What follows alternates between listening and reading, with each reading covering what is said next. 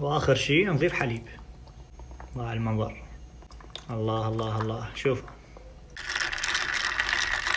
وهسه تعالوا نجربه سوية. بسم الله. خرافي، لازم تجربوا.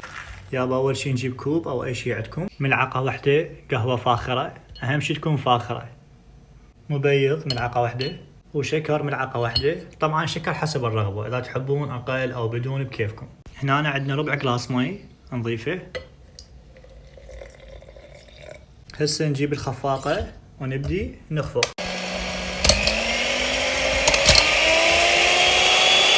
بعد ما صارت عندنا بهذا الشكل، هسه نجيب طن مال ثلج.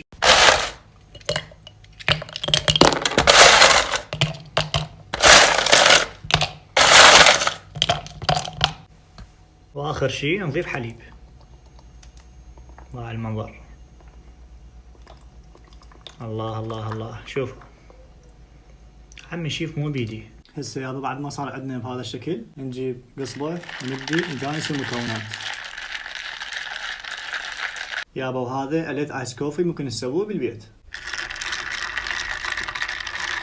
وهسه تعالوا نجربه سوية. بسم الله.